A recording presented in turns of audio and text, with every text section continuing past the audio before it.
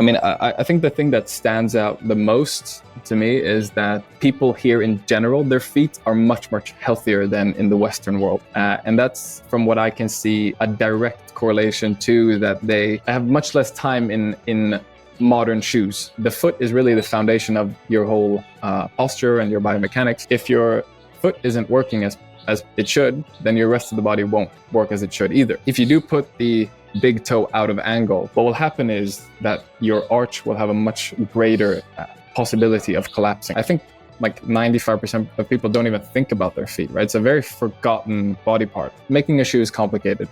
You know, it's much more complicated than, for example, making a tank top like you and me are wearing.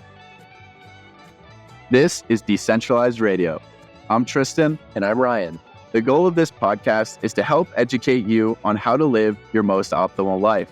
We will host industry expert guests to shed light on topics that matter. We are not gurus, rather two individuals who have had to pave their own path to health and vitality, independent of the centralized systems that plague modern society. Alrighty, we are live here with Melker Svard from Sri Lanka. So this is a conversation we've been trying to get together for a few weeks now. Since I'm in Australia, Melker's in Sri Lanka. And yeah, I'm glad we can make this work right before both of us leave. So how's it going, man? Yeah, thanks for having me. It's good. And I also just noticed that we have very aligned dress codes today, but that's that's unintentional. Right. The white tank. We got the tropical background. You can't really see mine as much, but yeah. How is Sri Lanka been treating you? Yeah, Sri Lanka has been over my expectations, I would say, and just in terms of like the country in itself. Extremely kind people, feel very safe, very nice weather. It's funny because like a lot of people will tell you not to go here because there was like a terror attack, I don't know, 10 years or something like that, 10 years ago. And it's been, the tsunami was here also, and back in 2004, I think. So, I think a lot of countries are still saying, don't go here, it's unsafe. But I've traveled quite a lot, and I've almost never felt safer in a country. Actually, everyone is so kind, so helpful. So it's been quite amazing. That's good. Yeah, I had a friend from high school who was from Sri Lanka and always talked great things about it. And yeah, typically whenever there's like a don't go to this place or what have you, it's usually not very great advice. I mean, I've traveled a decent amount as well. And if you just use common sense and are friendly, people are going to definitely treat you with respect. So that's good to hear.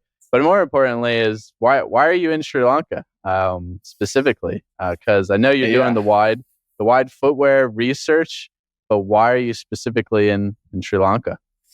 Yeah, so we teamed up together with an organization called MyFootFunction, which are, I would say, the leading foot exercise, foot health organization in the world. Have a big Instagram page as well. So we're all actually based in the same city of Gothenburg, Sweden.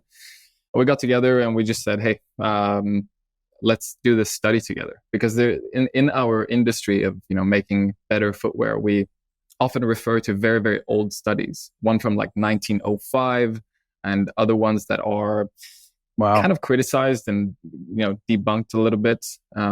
So we just said, okay, let's do a new study with our modern technology. We have a 3D scanner. We have much better photography. We have like a plantar pressure plate where we can see the weight distribution of feet.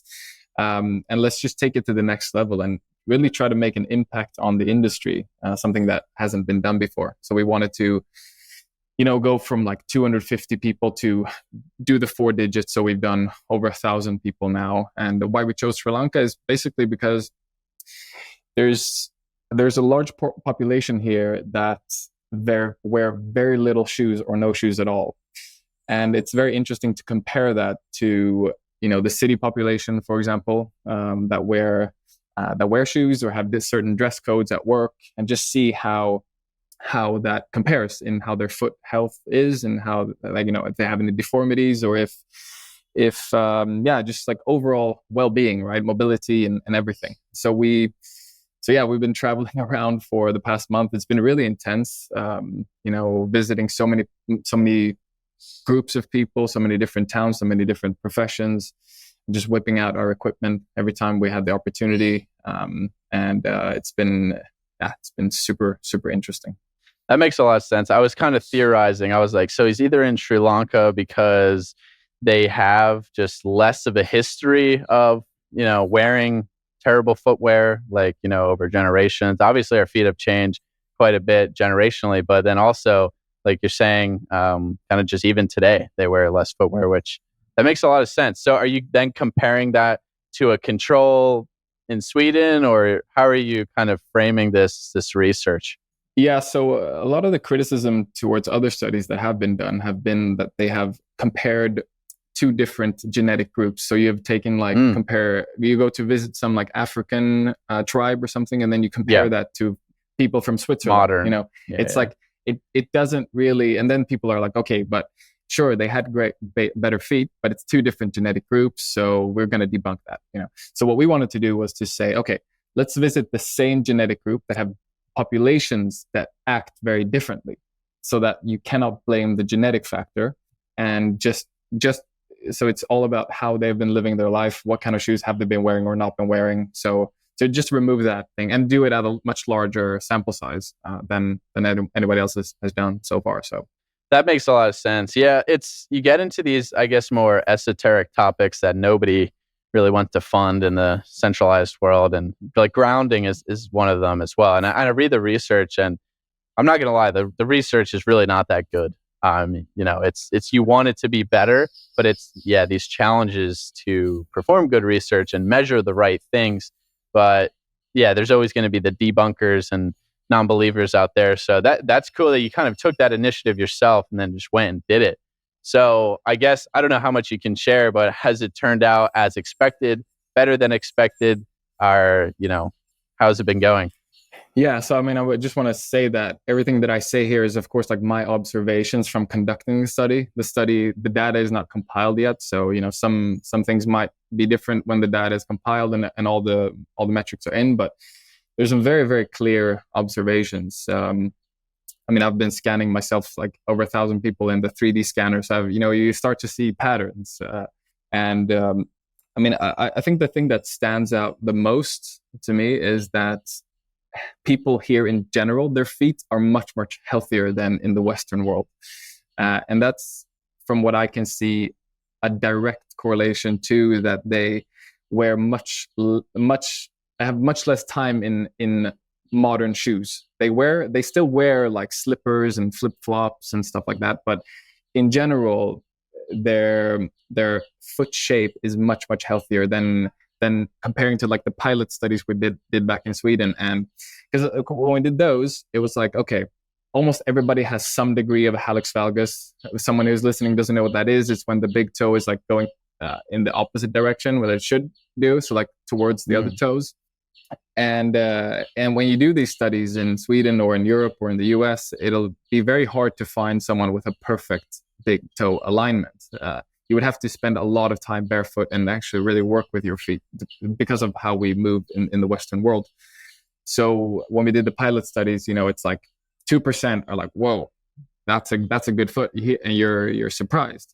But when we're doing it here, it's like the reverse. It's like good foot, good foot, good foot, good foot, and it's just like, oh wait, here's a little bit of hallux valgus. Something is wrong here. What has this person done? And then when we have the questionnaire, it's like, yeah, they've been wearing more shoes than the other people. So it's for me, it's very, very clear that there's a correlation between those two things. And it's also, you can stop me at any time, by the way, if you have a follow-up question. But we've been, of course, like I said, traveled around the country and visited so many different professions. And one of the biggest things, I think, is that the professions that have a clear dress code, we're talking teachers, policemen, those kinds of things, they have the worst feet, like hands down. They all have deformities pretty much. They wear the tight pointy shoes all day, and they're forced to, right? And you can see that pretty clearly. We went to like one school up in the mountains here where students were very, very poor, and the teachers were all wearing these like pointy narrow shoes. And I think we did 45 teachers in that school, and like all of them were pretty much terrible. And then we went to the next town. We did a police station, and we studied the if it was 40 or 50 police officers. Same thing there. Pointy, narrow shoes for many years. A lot of deformities. And then we head to like the tea plantations where they make the tea here. People are, some of the workers there were, always barefoot. They are climbing trees. They're like, acting like a human should, right? And they just had perfect feet, perfect shape, perfect function when we assessed them. And it's really, really interesting to see that in person, how much it can differ, because a lot of people will always throw the genetic factor. Oh, I have, my mom had hallux valgus, I have hallux valgus, or, all these kinds of things. So it's been it was one thing that I was most excited about before the trip, to really see it for myself.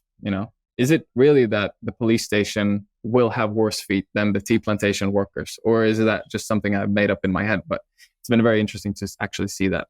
I mean, it makes perfect sense, right? Like, it's just logical thinking. If you wear these confined modern footwear, these shoes every day, your feet are going to adapt in a negative direction. So I guess what else or what exactly are you looking for? What defines a healthy foot? You mentioned the hallux valgus, or this sounds like a spell, but I'd imagine toe spacing is important. Something I've noticed personally is definitely right now my toes are probably more spread out than they ever have been. But as we go into winter and I wear ski boots and other things, again, they'll probably get a slightly worse. But I'm trying to progress over the years, of course. But yeah, so toe spacing, you mentioned the big toe specifically. What else? What constitutes a healthy foot? Hey, friend. Thanks for listening. If you really enjoy this podcast, it would be really appreciated if you left us a 5-star review on Spotify, Apple, or subscribe to our content on YouTube. This helps us get to a larger reach and a larger audience to spread this wonderful free education. Yeah, so we're looking at a couple of different things. So first one, we put them through a 3D scanner. We get all the different measurements of the foot. We get the width, the length, the big toe angle, which a lot of people don't even know this, but the big toe angle should be at an angle of 0 or minus. That's perfect. And a lot of people, most people, if you do 100 people in the US, I don't think more than 1 or 2 will have that. It's just, and if you think again, like you said, logically, right? If you do put the big toe out of angle, what will happen is that your arch will have a much greater possibility of collapsing, because you don't have that stability from the big toe. Like, it makes sense. If you take away that big toe, everything starts to collapse. And if you think about how the foot is really the foundation of your whole posture and your biomechanics. So if your foot isn't working as it should, then your rest of the body won't work as it should either. So such a simple thing as putting the big toe out of position in a tight shoe for many, many years, training yourself, 5, 10, 15,000 steps a day in that position, and then you take them off and you try to be a perfect athlete. It's not going to happen. So it can seem like a small thing, like the big toe. It's just a big toe, right? But it's the big toe is the big toe for a reason. Should take the most load of the foot, and if the foot is the base of our posture and biomechanics and whole movement chain, then it's very important. So such a small thing can impact the whole body, and that's one thing we're looking at, the big toe. Then we're looking at a healthy arch. We're looking at like a straight and healthy heel. We're looking at that. What is like a healthy arch? Because I have very high arches, and literally, soccer athletic trainers growing up, they would always be like, "Your arches are so high. That's bad. You should wear soles and all this bullshit," right? And I know that actually that's not the case. And in general, flat feet actually can be a problem, but I guess that would depend definitely genetically and then adapting to modern shoes. So are high arches good, bad? It depends, or what constitutes a healthy arch? It depends a little bit. You would have to assess it more. And I don't think I'm the best person to explain in words what a healthy arch is or not. But I think in general, if you have a healthy big toe, that helps the arch, right? If you put the big toe out of position, you will collapse the arch, and that leads to very bad things. But in terms of like the arch, what we are looking at is, you know, that it has actually, let me go back to another thing. One thing that a lot of people won't know with the foot in general is that, like, you have, let's say you have high arches, that means your foot is a little bit more compact.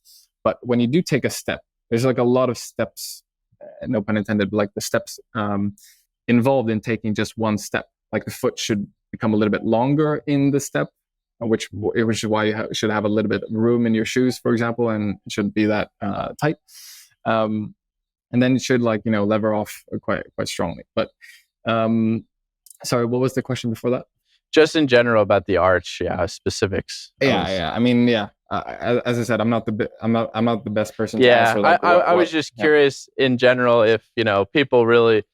I know that wearing any sort of like insoles or anything is bad. So it makes sense that the big toe is kind of that foundational piece. And in general, we're going to have different foot shapes. People might have more flat feet, but, you know, embracing obviously minimalist footwear, which we'll get into, is a good way to do it. Yeah, because if you do wear the arch support, right, you are kind of hindering the foot from doing its natural, natural longing of the foot in the step. So you're kind of training the foot to keep that high arch, and that's not very, very beneficial in the long term. It can be a good short term solution, but not a good long term. Was the toe spacing, is that something you guys look at as well? And was that crazy different in Sri Lanka as well?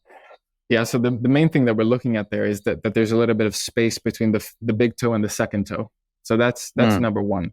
But then, of course, all the toes should be, you know, kind of free, and they shouldn't be like crammed together, which it will be for a lot of people, most people in the Western world. Yeah. And especially, I would say the fifth toe, the smallest one, will often be very, very pushed against the fourth toe.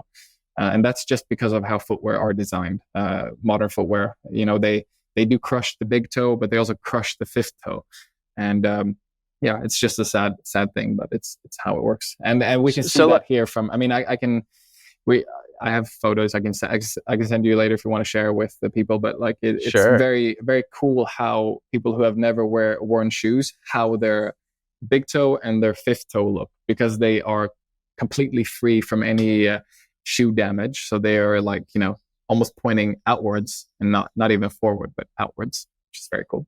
Yeah. So I guess getting into that is, you know, what are the issues with modern footwear? And then maybe we could talk about Wyde and what you guys are doing that's different. We've talked a lot about, obviously it's a bit narrow, but maybe you could elaborate on all the issues and how that kind of came to be. Like, why is our footwear like this? Yeah. So there are many historical contexts of why the shoes look like they do. I think the most impactful one of all is the Industrial Revolution. You know, people tried to mass produce shoes. They tried to make as much money as possible in the shortest amount of time possible. So they said, okay, because when you make a shoe, it depends on the shoe you make, but for 99% of shoes, you need to make an aluminum mold for the sole, right? And if you can make one mold instead of two, that saves you 50% of the cost. So what they basically did was they said, okay, can we fit the foot into one sole, one symmetrical sole, instead of two? Because before that, you would have one left shoe, would have one right shoe, and they would kind of be asymmetrical. But they said, okay, let's make one sole. Let's just pump them out, put the upper on, and then have people wear them. And of course, the foot isn't symmetrical in its nature. So if you put the foot in a symmetrical shape that is pointy at the top, then you are going to have deformed feet. So that's just one of the issues, and the biggest issue in my opinion. And it's very influenced in how we make shoes and will make shoes in the future, because we will never ever budge on the shape of the toe box, so that especially the big toe and all the toes can really be in its original position. And it is something that I do think a lot of brands, even, you know, barefoot brands, do budge with, actually. And I think it's for the wrong purpose, which is to make them look more aesthetically more narrow, which I think there are other ways to do that, which we're doing for our next releases. But I think it's a little bit sad that a lot of people are, even in our industry, are kind of budging on that to sell more shoes basically. It's like we got so accustomed to the look of shoes that now if you do something like so different that it might like turn off people from buying it. But that's something I've noticed. I've definitely worn like wide toe box stuff for years now, and to me that's like the biggest thing. And it's just like you can't even I can't even wear a different pair of shoes for more than maybe a couple hours, and it makes a tremendous impact, I would say. But what else I guess is wrong with the footwear that most people are wearing? So it's the foot. I mean, the shape of the sole is one thing. The actual sole, how it bends, is a big problem for a lot of brands. Oftentimes, if you buy like a completely modern shoe, it'll be very, very stiff most of the time, which means that your big toe and your toes cannot bend as they're supposed to, which means you're pretty much putting the foot asleep when you're walking. And it's like a lot of shoes will even have like this little curve, looks like a banana, so that you're like rolling forward. It's a completely just like deactivating the whole foot and trying to have the shoe do the work, but it doesn't work that way. we know that. And another thing is when the heel is higher than the front, we call that a drop. So it'll be like you can imagine standing downhill. What will happen is you will put more pressure on the front of the foot. Just common sense if you stand in a downhill, which over time will put a lot of pressure on the metatarsal heads at the front, which is like the fingers, but they're together. And that will not be very good if you are trying to, if you can never relax them when you're walking, that'll put a lot of pressure and they'll probably collapse them after a while. And it's pretty much it. Those are the big ones. So and it's something I've noticed as well. And I guess what are your thoughts on the thickness of the sole as well, like the padding, the cushion, because that's something that's debated, and obviously a lot of minimalist barefoot shoes are pretty much there's not much. I actually have a little bit of a different view on this than I think a lot of people in our industry do, and that's from a result of from the experts that I don't call myself an expert, but I do hang with them many, many hours every day. So I learn a lot from them. But I think we live in a modern world, and we it's very hard to. I mean, it's the same thing as like if you walk down Manhattan with a spear and try to kill an animal, I mean, it's not going to work today, right? So we have to kind of adapt a little bit to the world that we live in. And I think that there's a time and place for a little bit of a thicker sole in today's, our ancestors didn't walk on asphalt or cement, it can be very hard on the body. And, the types of athletics that we do, which is why I said the most important thing is the toe box. There are certain athletics, certain types of running, certain types of things where you need other things like cushioning or a little bit of a stiffer sole sometimes. But I see it in our future, hopefully during 2024, that we will, for example, release a running shoe, which will have a thicker sole. But the key there is to make it so that it is has the components that we want, but still a little bit of a thicker protection.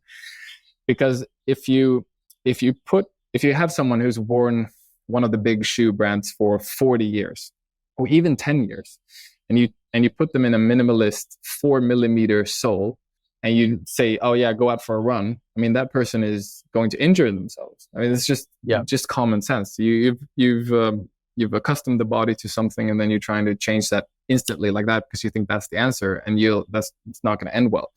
So I envision that in a couple of years that we will have like progression in our shoe selection. So someone who's going from a big brand running shoe for 15 years can go to us and be like, okay, I want that, but I want my toes to be able to bend, and I want a wider toe box.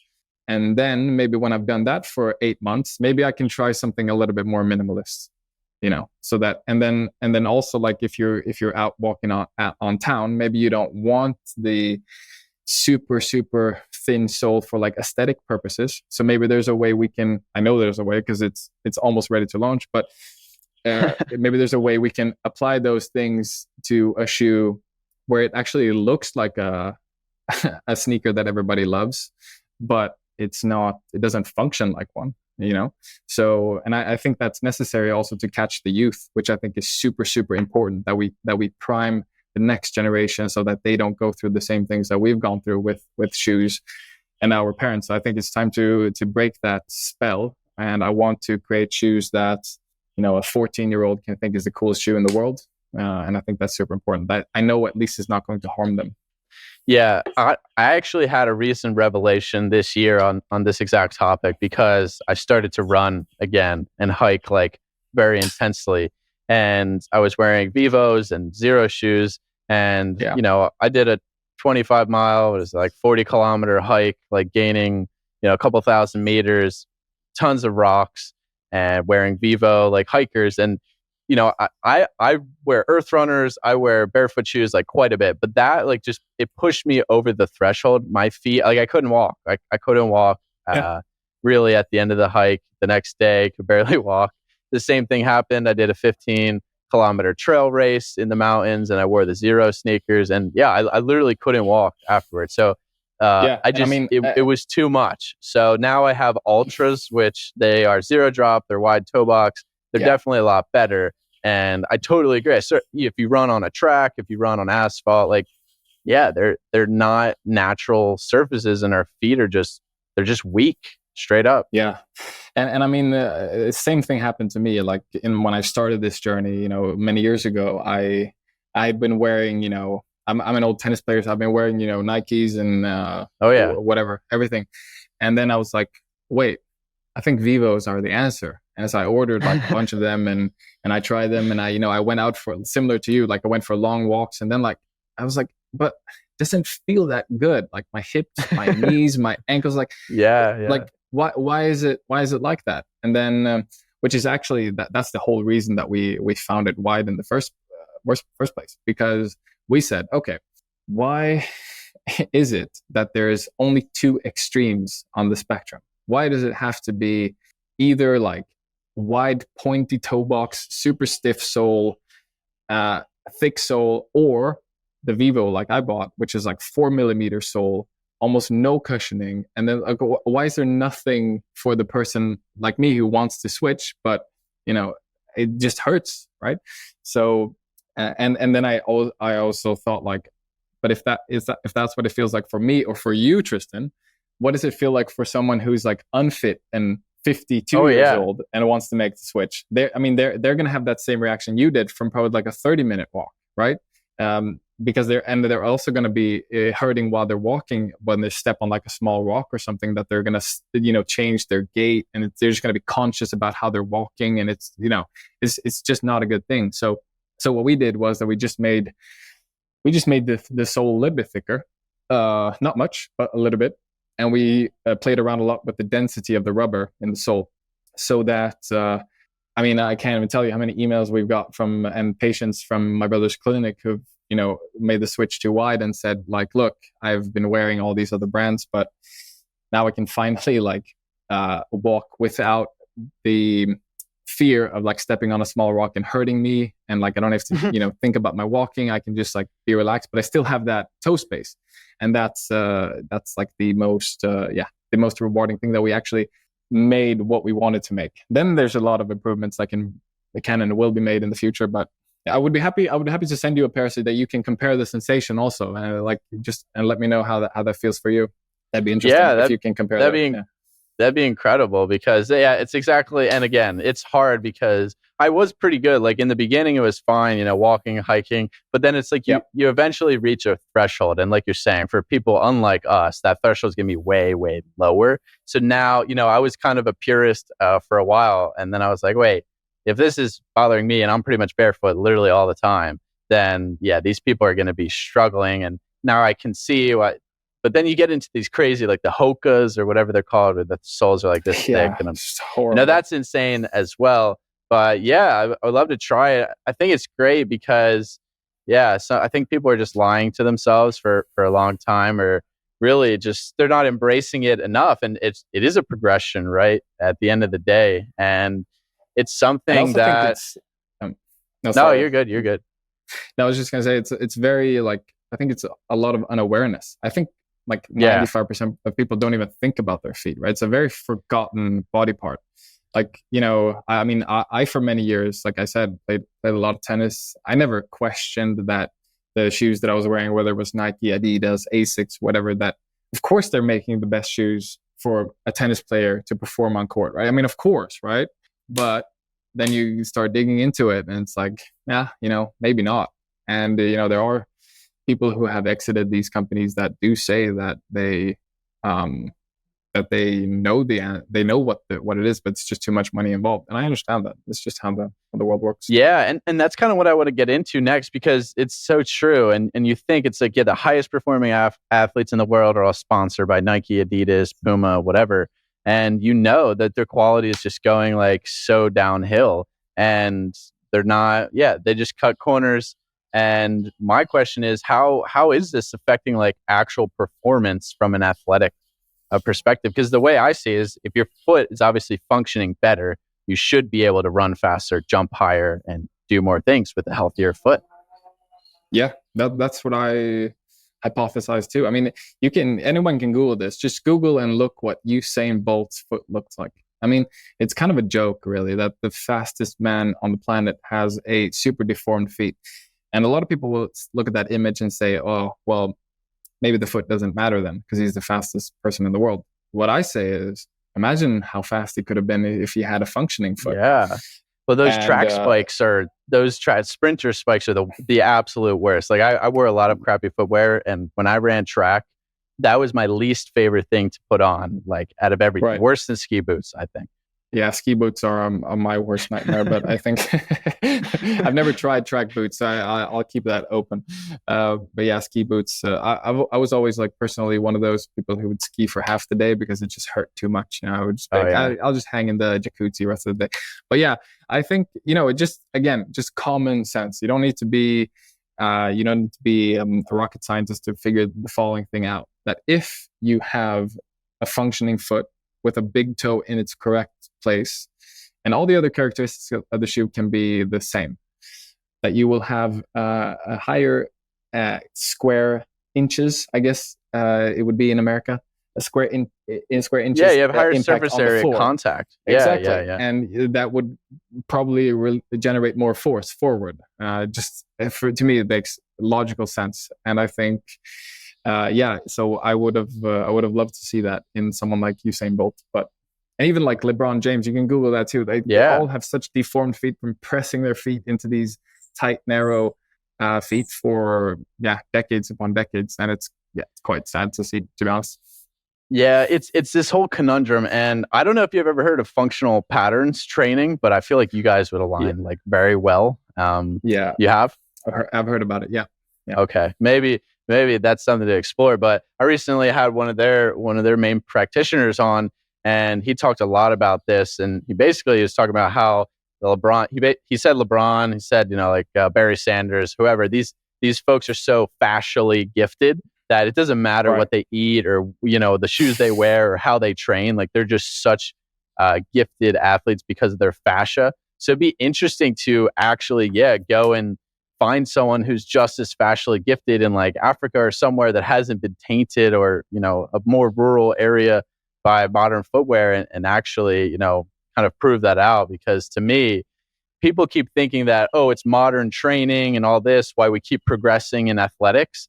I think that's going to end very soon. I think we're going to go downhill in a lot of areas of athleticism if we don't correct lifestyle habits, training habits, and footwear to kind of round that out, because there's only so much the natural, gift can help. And eventually that's all going to keep declining if, the lifestyle habits are all garbage too.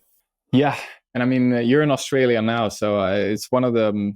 one thing that we do aim to do with the shoe effect, which is what the study is called, our long-term goal is to make this a bigger project where we go around the world and study different populations. Hopefully, we can, if in a dream scenario, it would also become a documentary series at some point, so that we can really showcase these stories to the world.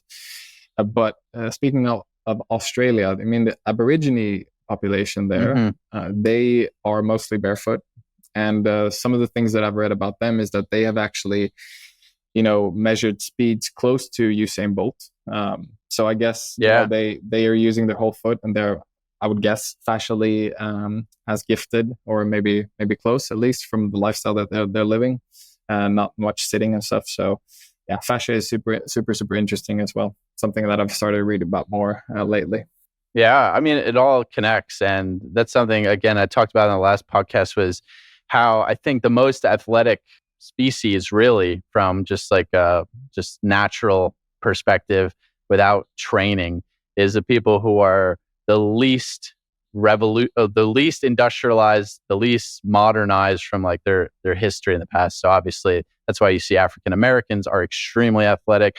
Even Native American, I mean, grounded athlete, for example, I mean, he's so fast. You can see his fascial health.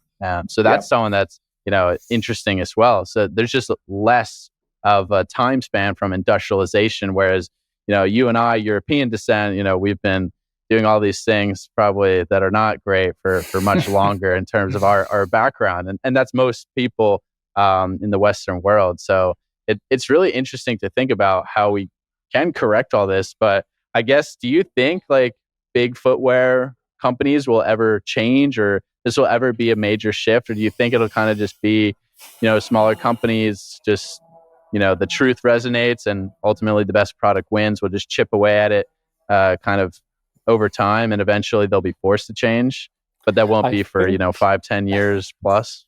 Yeah, my hypothesis is that the big shoe companies will continue as they are for a long time, until we reach that tipping point where the customer actually says, hold on, I don't even want to press my shoes down into that thing. There is an alternative that doesn't make my feet feel bad, and they look equally as cool, and the brands are also cool, and cool people are wearing them.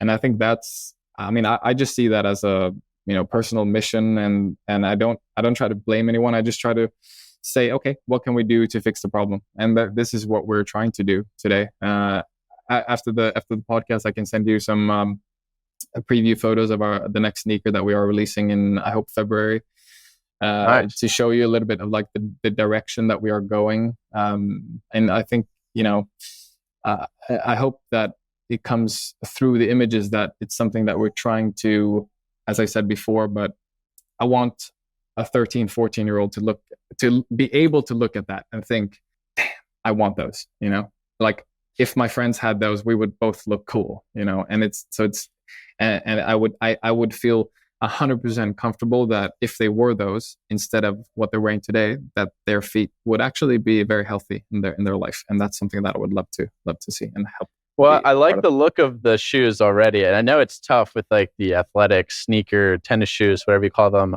realm, to look, attractive from an aesthetic perspective and also from a functional perspective. But I think you guys have done a really good job so far. So that's if that's only going to improve, then that's great, because that's, unfortunately, people care a lot about aesthetics, especially with sneakers. But, have you thought about as well, kind of just, obviously you're very into health, esoteric space, just like what goes into the shoe, like materials and fibers, and using more natural options. Obviously grounded shoes have become a big thing. I'm curious to get your take there, because that's something that I think about quite a bit. Yeah, I think about that very, very much as well. I think, also something, my perspective on that has also shifted a little bit towards like the better we started the development of this current shoe like 2.5 years ago or something like that. And I wasn't as into it back then as I am now. And I think like, something that I'm thinking a lot about for the coming releases and everything that we do. I think, there is the shoe. I mean, like this, making a shoe is complicated. It's much more complicated than, for example, making a tank top like you and me are wearing, because it's just two pieces of fabric and you put them together and you're wearing it. But a shoe, there's so much that goes into making a shoe. You have to make the sole, and then you have to make the upper, and they have to play along together. And with the shoe, there's like 100 different densities of rubber or material that you can use, different compositions. So it's a lot of. Some of it is still a little bit hard to go like 100% natural fibers. It's still pretty difficult, I would say. Even though 100% like natural would be. I can imagine that's extremely difficult. Extremely difficult. We're like experimenting with some wool right now that I think looks pretty cool. And then our next sneaker that I'll send you some photos of later will be in leather and rubber. When it comes to grounded shoes, I think is a super, super interesting concept. I wear the grounded athletes sandals. I've worn them like the whole month here. I love them. So it's not our focus for now. I am sure it will be sometime in the future. It's just a little bit of a different mission. Like it's not the main problem that we're trying to solve at this point. And I think there's a lot of technology that goes into that to make it as good as it deserves to be. I don't want it to be like a marketing gimmick that I do think some people do, at least. I want it to actually work 100% if we ever release it.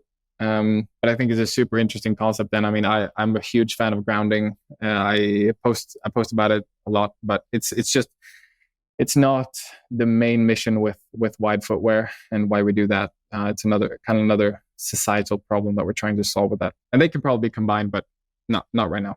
Yeah, no, I mean, I figured that as well. And again, it's, sneakers are for specific purposes, right? Like they're not meant to be worn like all day long. So you can get plenty of grounding in if you're just kind of chilling around your house or just going for a easy walk instead of actually like an athletic event or going out on town, walking on asphalt and things like that. But that's cool. Wow. I'm really excited about the wool and leather and all that because it's actually, that's something, again, with the modern footwear, the big companies that they've actually, they just diverted from that completely. Just as I was researching, kangaroo for Australia, I came over the fact that, old football cleats like Pumas, they were all made from kangaroo leather. And, they were like Maradona wear them. They were the best football cleats.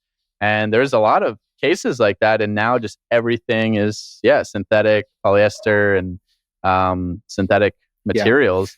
So I think that makes a lot more sense in terms of trying to switch that back around. But as you said, I know how much goes into creating footwear, and just even a few maybe percentage points of difference in terms of the flexibility, the stiffness can make a huge impact on the quality of a shoe, especially if it's an athletic shoe. So I'm really excited for that. Wow.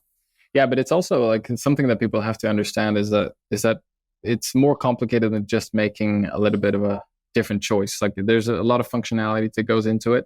Oh yeah. And also, like one thing that's pretty complicated today that I think a lot of people don't think about is, if you want any type of funding, whether that's from the bank or from investors or whatever it may be, the new sustainability discussion is always present, which means that pretty much like they will assess what kind of materials you use. And if you use, like you and I, like what we love, maybe leather or, other types of natural fabrics that are not deemed to be as sustainable as the other synthetic fibers because of, different kinds of reports, it's much, much harder to get funding. So this is a problem that a lot of companies run into today.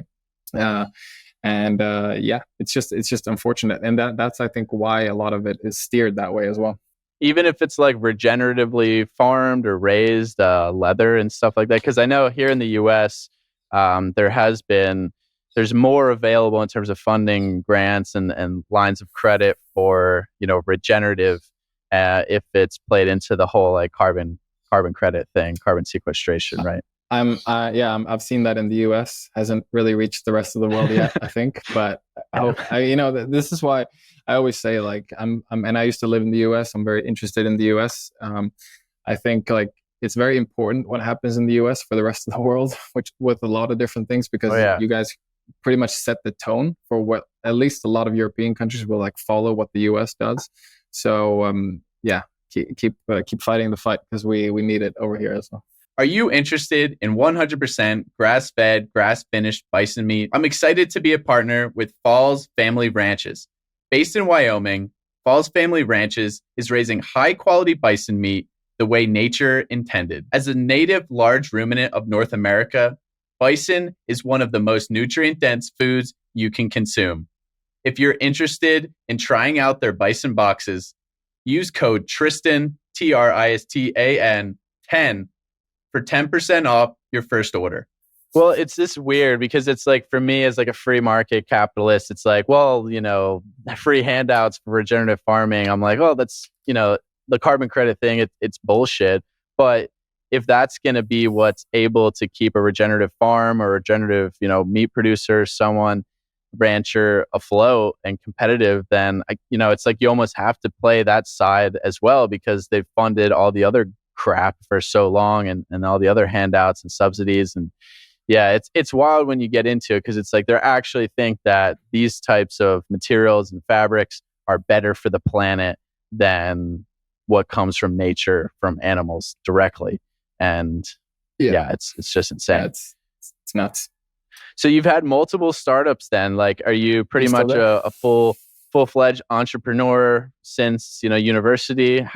I guess I'm curious to hear more about that journey and, you know, what really, you know, you talked a little bit about the motivation behind starting Wyde, but was that also in like a greater transformation of your life from a health perspective, or were you always kind of into these areas? I was kind of into it from a like mid-teen age, but then I moved to the US for college for 5 years. I stayed in the US for college and then some work after, and it was very, very difficult What to school? stay healthy in the US. UMBC in Baltimore. Oh, so nice. I played tennis there and I stayed for 4 years, and then I worked in real estate for a year after that before my visa ran out. So it was very, very hard to stay healthy in the US. I think I've never been that unhealthy, even though I was an athlete, you know, but it's just like, you know, if you look at pictures, I look tired. I look like, it just wasn't good. Processed foods all around. But I mean, I've always been like interested in it. And I always thought like, okay, one day after college, I will, you know, start taking care of it. But then unfortunately, like I went vegan for 2 years, and that was bad for me. And then, since then it's just been, you know, rebuilding everything. But I think like the foot interest that really just came from, it just made sense to me at one day. And, you know, just like having so much pain from, like I said, ski boots and tennis shoes and all kinds of shoes. I've always been like, I can't wait to get out of these shoes, just always. And now when I wear our shoes or when I wear our new prototypes, I'm just like, I don't even want to get out of these because they don't do nothing to worsen my health. So it's a different sensation. That's cool. Yeah. I mean, was there a moment or, you know, veganism pushed your health to a certain point, like that convinced you that like, I need to turn this ship around, or like what was, I guess, a main inflection point there in terms of your thought process? It was a couple different things. So the first thing was it just was super skinny. I got super skinny. I was never like a buff guy or anything. Yeah. I got super skinny, and I can remember like I was like putting my hand into my hair, and then I was like, damn, so much hair in my hand. Like why is it coming off like that? Shouldn't do that. And I developed like some white patches, some parts of my skin. It was just like overall, you know, it just didn't feel good. And then I was in Italy with my family, and we're sitting by the ocean, and I was like, I really want to order some fish right now because it said like freshly caught fish of the day, and I was like, I'm gonna order some of that. And my family was like, whoa, what happened there? And then it was actually like, and then I ate fish for like 4 or 5 months after that. And then I was going for a work trip to South Korea, and my colleagues didn't know that I was eating fish, and I was eating vegetables, you know. And then they said, "Oh, you're gonna love South Korea. They have this thing called Korean barbecue, and you know, you're gonna love it." And I was like, the urge inside of me was like, "Yes, I need to taste that." And then I was gonna fly out the next day, and I on my way home that night, I just bought like a fat ribeye, and then I just put it in the pan, and then I ate it, just the ribeye, nothing else with it. And it was like I've described it as a religious moment before, because it was like I'm never going back to not eating this again. And then I went to Korea, and I had Korean barbecue every single day for that trip. And it's been no turning back since then. That's amazing. That's incredible. I'm so thankful I never went down that strict of a rabbit hole, and have always eaten meat. But yeah, it's like your body kind of knows what it wants, and then when you give it to it, it's a euphoric moment. But yeah, once you deprive your body, I guess, for so long, I'm lucky I never went on that path. But yeah, what I wanted to ask you is, going back to Sweden, in this esoteric health space, embracing your environment, seasonality, are you doing things differently this upcoming winter? Are there things that Swedes do every winter that are kind of purposefully, good for your health, to survive, to prevent seasonal affective disorder? Which I was in Finland last November, and everyone's in the sauna doing ice plunging. So I think that's helpful. But I'm curious on your opinion.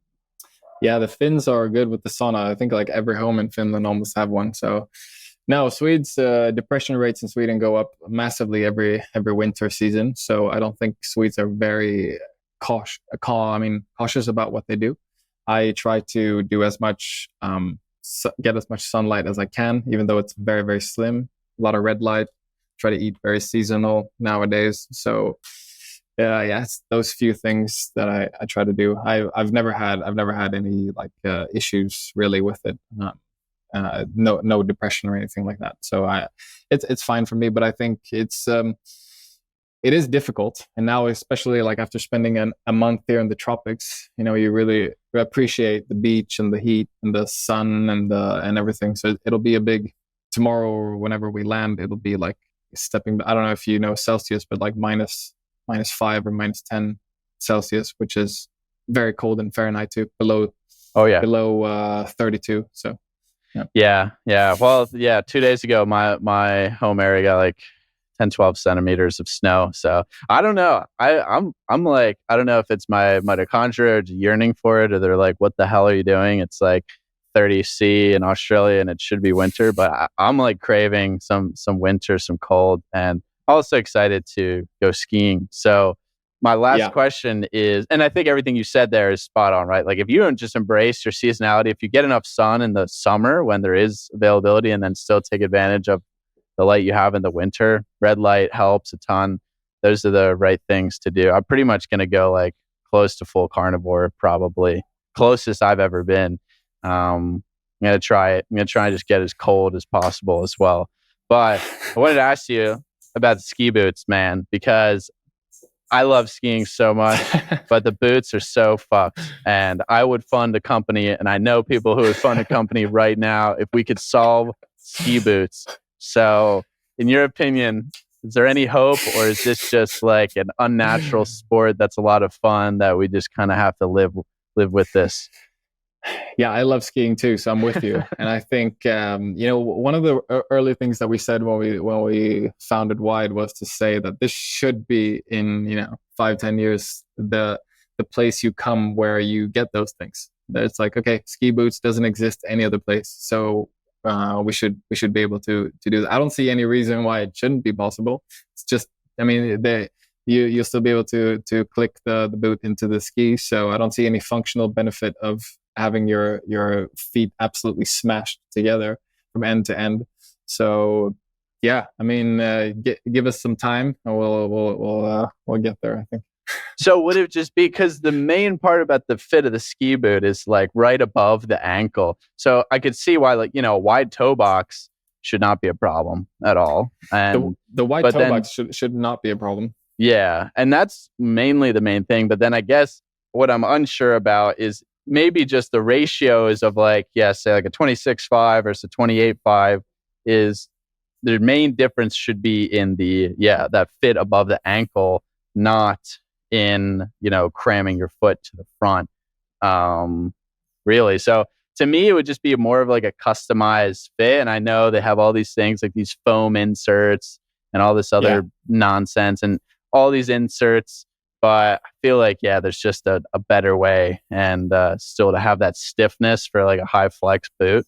But I'm sure it would be pretty expensive. We do like winter 2026, we fly you into Sweden and we have you join the development of the ski boot. No, I think I lost you for a split second. I said that why don't we fly you in winter 2026 to 2027 and we have you join the development team for the ski boot. Hell yeah, I'm 100% in. I would love that. Good. Well, that'll be fun. I mean, I've been thinking a lot about it, but I know it just takes a lot, and the shoes in general, it takes a ton. So I'm really excited for you guys. Really excited to try it out. And I guess where can people find Wyde Footwear? What's coming next? Where can people check out the shoes? So it's just wydefootwear.com, wide with a Y, so it'll play on the words. And then for now we have a pretty minimalist shoe that people really appreciate. There are several reviews online on Twitter and on our website too, so just go in and read that. And the next release will be a sneaker in leather that I hope we can release it in February. Depends a little bit on how production goes, but I hope so. And that'll be a sneaker where you can wear it in any setting that you would normally wear your other sneakers, where you don't want to look like a dork, pretty much, and that you still want perfect foot function and allow you to do so. And then we're going to release foot-shaped socks pretty soon, I hope. And during next year, I hope also we can have that's something I want to ask a bit about quickly, the socks, because I'd imagine really tight socks are pretty detrimental as well. And is that why you're doing specific socks? One of the things that a lot of people will do is that they will buy better shoes, but then they will put a very tight sock on. They won't even get the maximum benefit of the shoe, because if your toes are smashed together in the sock, then it doesn't matter if the shoe allows you to have a fully aligned big toe or splay the other toes. So shoes are a bigger problem than many people think. Socks, sorry. So we're basically just changing the shape of it so that it doesn't go in, and instead it's asymmetrical where the big toe has more room. Feels great to wear them. And then there's of course like toe socks out there, which I'm sure we'll make in the future as well. But we're starting with the foot shaped sock, which I really, really like to wear myself. Nice. So. Yeah, I've thought about that a lot recently as well, and just try and wear like looser socks, or I don't know, maybe order them a size bigger for now and just wear looser socks, because I noticed that at the end of the day, if I take off socks that are really tight, it just, my toes just feel like, cramped. So if you're wearing tight socks and a barefoot shoe, I guess not doing too much for yourself. So awesome. Well, I'm stoked for that. And also regarding that, one thing you can do is like wear looser socks, and you can also pull them out a little bit at the toes, and then like put your finger between the big toe and the second toe to just like have that natural room. Stretch it. Yeah. And then as I'm sure most people listening to this are Americans, and I've lived there for 5 years. I know the culture. A lot of people wear shoes at home, like just when you're home, try to take off your shoes as much as possible and your socks.